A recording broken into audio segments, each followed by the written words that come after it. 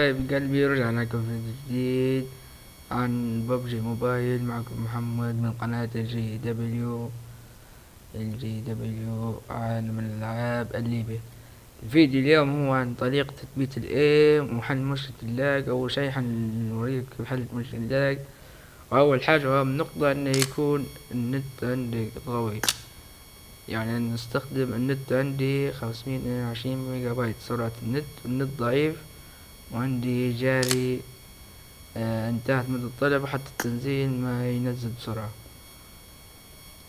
أهم حاجة إنه يكون عندك النت قوي، وتاني شي لو تلفونك ضعيف ما تنزل كل الخرائط. وأهم حاجة إنك تخلي مساحة الجهاز فاضية. مثلا لو عندك 128 جيجا بايت خلي 50 جيجا فاضية، يعني لو تلعب عن كور كان مثلا، أو يعني تلعب ببجي كتير يعني، وما تريد تصير لاج جهازك ضعيف أو حتى أي جهاز تاني. يعني مهما كان جهازك ضعيف قوي لازم تسيب مساحة في الجهاز. يعني لو ذاكرتك 128 جيجا بايت سيب 50 جيجا أقل شي، 50 60 جيجا بايت سيب أقل شي. ما تخلي المساحة زي كده عشان تنقص اللاج بشكل كبير.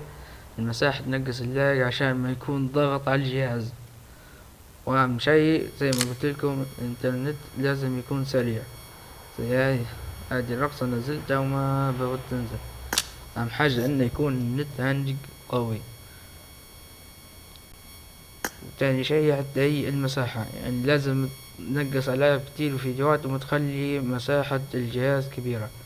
تو انا عندي النت ضعيف ولاق في اللوبي، يعني اللاق في اللوبي هي باش نبدأ جيم. يعني لازم يكون عندك حاجة لما تبدأ جيم ما تنزل في الأماكن. مثلا في الحد الجديد تنزل في مكان الكورة هذه، ما تنزلش في مكان في ناس كتير، مثلا 30 لاعب 40 لاعب، لأنه يصير لاج من اللعبة نفسها. لو جهازك ضعيف راح تصير اللاج كذا. وجرب انك تخلي تنزل مكان بعيد، ونهاية الجيم راح تشوف ان اللعبة ثابتة معاك ولا قليل جدا. هذه اهم حاجة انك ما تنزل في مكان فيه ناس كتير عشان اللاج ما يكون. عشان لما تنزل في مكان فيه ناس كتير راح يكون اللاج كبير جدا.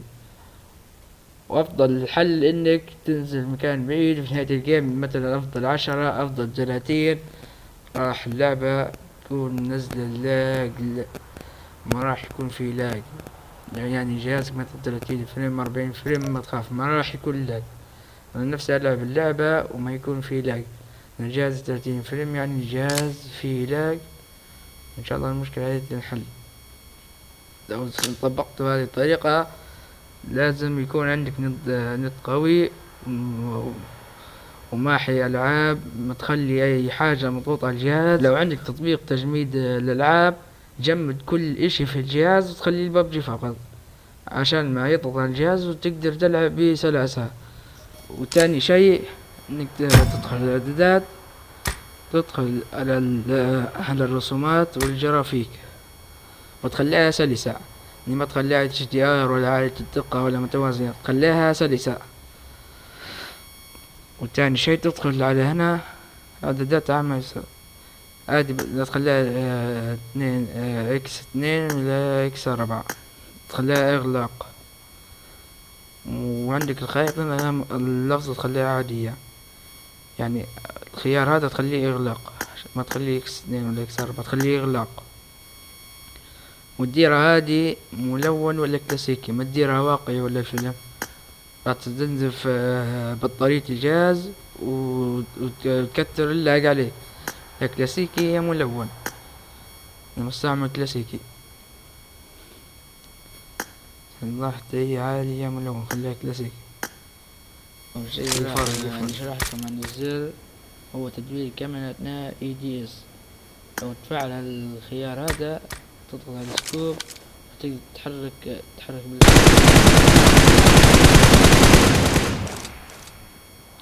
تحرك السكوب مو تضغط على السكوب تقدر تتحرك. انا ضاغط هذا يقدر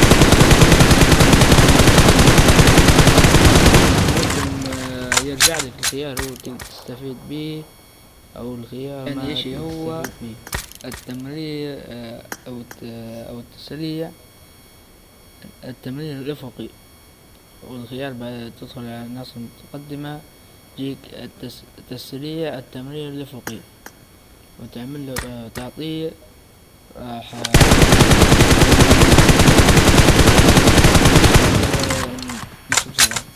لو انك تلعب على حساسية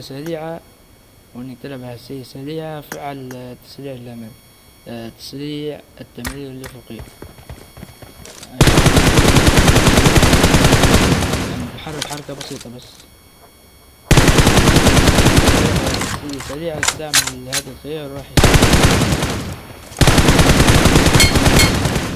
الخيار هذا راح يساعدك انك تلعب على حساسية سريعة. واخر نقطة بدي اشرح لكم عليها ان تشوف اي سكوب تلعب عليه تجرب كل السكوبات والسلاح اللي تلعب عليه. حط سكوب 6 يعني تشوف سكوب 6 يعني تعدله تجرب انك كيف تقدر تلعب عليه. وانا حط عليه 15 واموري لازم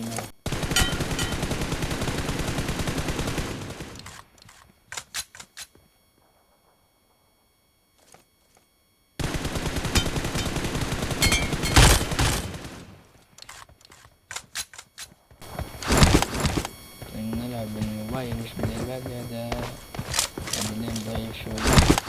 ومن نكون وصلنا لنهاية الفيديو. لا تريدوا احط لكم حساسية اكتبوا لي في التعليقات والى اللقاء.